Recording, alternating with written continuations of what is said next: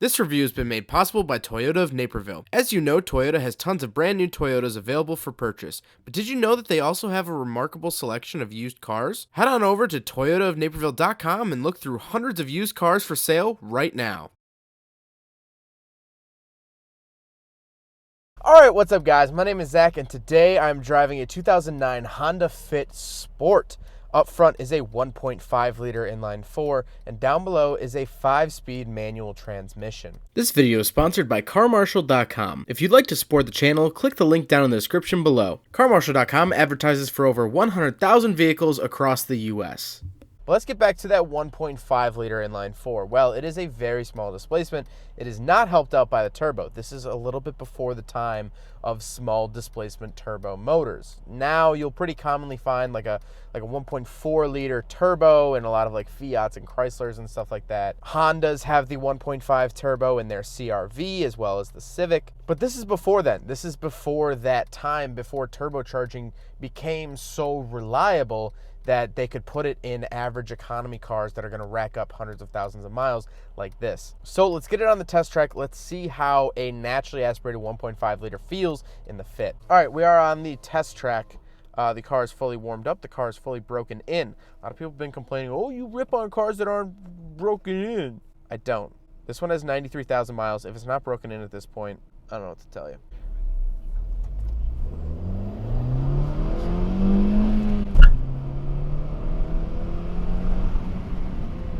A little bit of chirping second. It's not slow. It's not the slowest thing in the world, actually. And it's pretty engaging. With a manual transmission, it's engaging. Like I said, paired to it is a 5-speed manual transmission, and that is part of the Sport package. They offered a manual transmission for the Fit. Normally, I'd like it, but honestly, I'm not a big fan of the shifter feel. It feels a little bit clunky. That being said, the clutch is super, super light, really easy to get in and out of gear. If you wanted to learn manual, this is a very, very easy car to do it, and a very forgiving car as well. Let's see if we can rev match it. Yeah, not bad at all. It's very, very simple car, very basic. The clutch is really light. The shifter throw, it's not bad. I want that to be clear, that it's not a bad shifter throw. It doesn't feel bad. I'm not grossed out by it. I hold Honda to the highest of standards for shifters. I have always loved their shifting feel. I don't know what it is. They just always click into place so seamlessly, so effortlessly, and yet so powerfully. And I don't know. I almost think that no other company can beat a Honda shifter. That being said, this shifter, I could take it or leave it. Last but not least, the Honda Fit is front-wheel drive. So let's talk about the interior. Well, in front of me, I have 3 physical gauges. On the far left is my tachometer, very important here in the manual. Then in the center, I do have my speedometer, and then on the far right, I have my fuel. What I don't get is a coolant gauge. And now, for 99% of people, this will not matter. And to be fair, there is a light that warns you when the vehicle is too cold and that you should take it easy.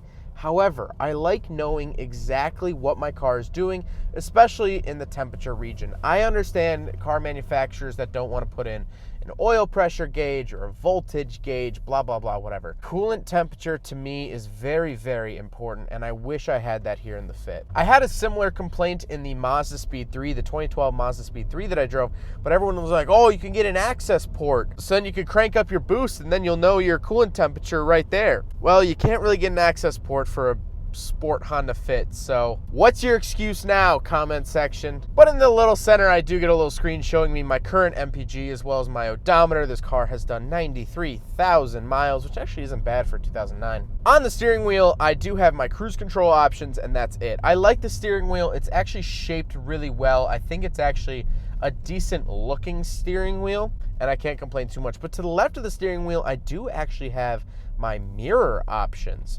So it actually is sort of jetting off from the side of the steering wheel, which is pretty interesting.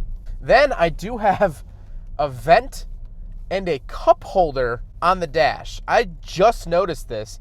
There's actually a cup holder on the dash. That's really weird. To the left, I do have power windows, and the driver's window is 1 touch down. Is it 1 touch back up? It is. But all the rest are just normal power windows, but they are all power which is a very nice feature. To the right of me, I have a very, very cluttered infotainment system. Not even infotainment system. I just get a little screen readout, and that's it. For the radio, very bare bones basic. I do have a CD player. All of the pretty standard 2009 stuff that you would want. I say it's cluttered because there's a lot of buttons and a lot of different shapes going on here. So we have our climate controls off to the left. They're sort of gear-looking knobs. But then in the center, we have these circles for the memory settings.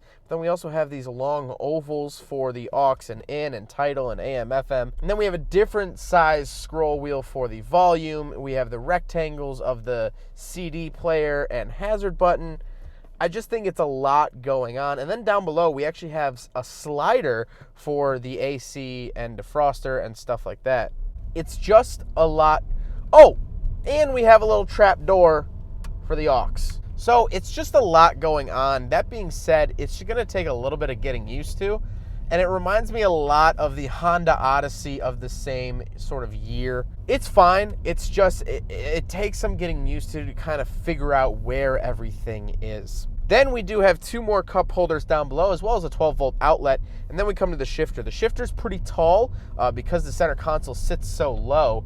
And this is a front-wheel drive vehicle, so there is no giant trans tunnel. And of course, even if it did have a trans tunnel, it's a tiny little engine with a tiny little trans. But I like the look of it. It doesn't look out of place. Actually, it looks pretty proper.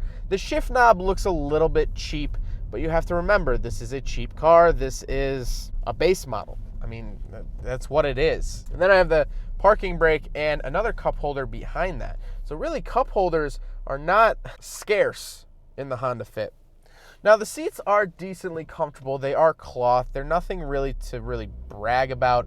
They're pretty base model. However, they're not hard. They're not uncomfortable. And honestly, on a long road trip, I probably wouldn't be bothered by these too much. But we do have back seats, so let's do a back seat review. All right, so we're in the back of the 2009 Honda Fit Sport.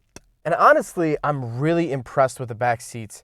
Plenty of headroom, a lot of actually knee room as well. The leg room is great. For a small Honda Fit, I did not expect a lot. I'm thoroughly, thoroughly impressed. Now, the headrests are sort of digging into my back, but we can get that up there. Oh, wow. This is like, for what it is, I don't want to say that this is the best back seat I've ever sat in, ever. But for an economy car, I feel like a normal human. I don't feel like I'm crammed and, I can still have my legs and be comfortable. I mean, I think that that's huge, and especially for economy cars, I keep saying it, for economy cars, this isn't bad. This is actually a great back seat. Plenty of headroom. I mean, I could fit a fist up above my head. I just noticed, I think the previous owner left their garage door opener in this car. But overall, really, really great space back here. I can't believe it. I thought that this was going to be like, but like, I can move. I feel like a human back here. No center console. Surprisingly, no, wait, I almost said no cup holders, but there's two in the doors. One in either door, so cup holders galore in the Fit. If anything I'm taking away from this car, it's that cup holders are not an issue. But overall, great back seat. Now we got to talk about the looks. I think this is a really, really interesting color. I like this color a lot. People argue, my good friend Paul actually argues all the time, that they shouldn't make economy cars in striking colors. And I agree with him on a lot of things. I have to disagree with him on that, just because I think interesting color economy cars, you shouldn't be punished for buying an economy car. You shouldn't be punished for buying a base model and have to pick from gray, black, or white. And so I'm glad that Honda made them in these interesting copper colors. My dad has always wanted a copper truck, really a copper vehicle. He's a big fan of the color. And so if he were to get an economy car, why wouldn't you be able to get it in copper anyway? I think it's a good looking car. I think it's a good looking color. And honestly, I can't find too much wrong with the looks. I don't think it's very striking. I don't think it's, out there. I don't think it's making a statement, but it's a Honda Fit. If you're trying to make a statement with a Honda Fit, you're either Nick Wojcik or you're a loser. So overall, I have to say I'm pretty happy with the Honda Fit manual. I am really, really liking it. I'm not a huge fan of the shifter. I think the shifter's a little bit clunky, but actually driving it actually as a vehicle, I think it's actually pretty decent. You know, it's an economy car, it's a cheap car, but it doesn't feel like the bottom of the barrel. It doesn't feel like pond scum. It feels like a nice little fun car. And honestly, I would love to drive one of these with a little turbo strap to it. Well, I want to thank you guys so much for watching. Huge thank you to Toyota of Naperville for letting me take out their Honda Fit. This is one of their used vehicles. Let me say that before you comment, oh, why is Toyota giving you a Honda? It's one of their used cars, which they have over 400 of. So definitely go check out their website. They have tons and tons of cars in stock. This is just one of them. And I'd never driven a Honda Fit manual, and so I thought this might be a good opportunity to do so. But something tells me this won't be the last one to be on the channel. Hopefully we'll get something set up later on. But huge thank you to Toyota Naperville. I hope you guys enjoyed the video. Don't forget to rate the video, comment on the video, and subscribe if you really liked it. Take care, guys. There goes a sight from my soul.